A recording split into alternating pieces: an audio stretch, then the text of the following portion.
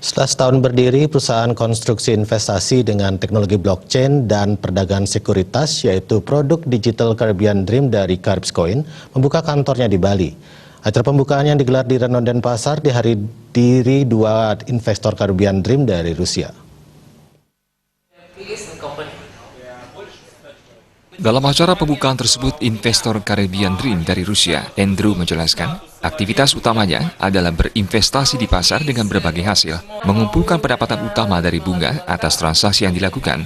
Caribbean Dream secara resmi berlegalitas di 3 negara, yakni Hong Kong, Australia, dan Inggris. Kini selanjutnya membuka kantor di Bali, mengambil tempat di Singaraja.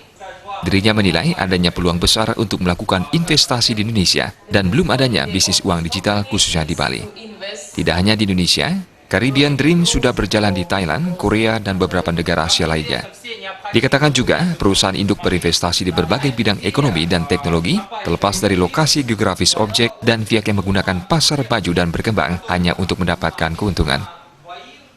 На самом деле, азиатский рынок вообще, он очень обширный, в частности и Бали, Индонезия. Вот здесь Диана приняла решение открыть офис, пригласила нас на это открытие. Мы из России приехали специально, чтобы провести определенное обучение. На самом деле, планы у нас очень большие, очень обширные. Рынок Азии, он очень гигантский сам по себе, то есть здесь есть возможность завоевать полностью Индонезию, помимо этого есть еще Таиланд, помимо этого есть еще Корея, Китай, и эти рынки, они пока еще более-менее свободны, и я думаю, что Диана в дальнейшем пойдет туда.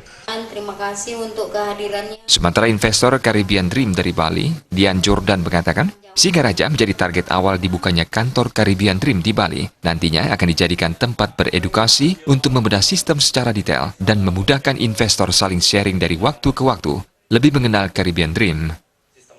Dian mengaku keunggulan yang dia dapatkan dibandingkan dengan sistem yang lain, yakni mendapatkan asuransi sehingga tidak ada ketakutan untuk berinvestasi di Caribbean Dream.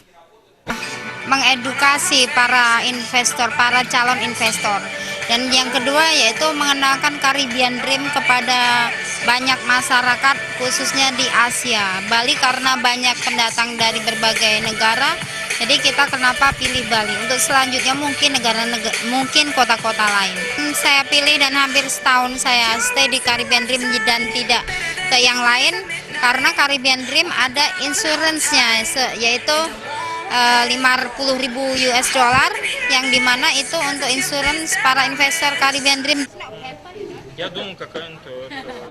Di penghujung acara dilakukan pemotongan kue yang menandakan resmi dibukanya kantor Caribbean Dream di Bali.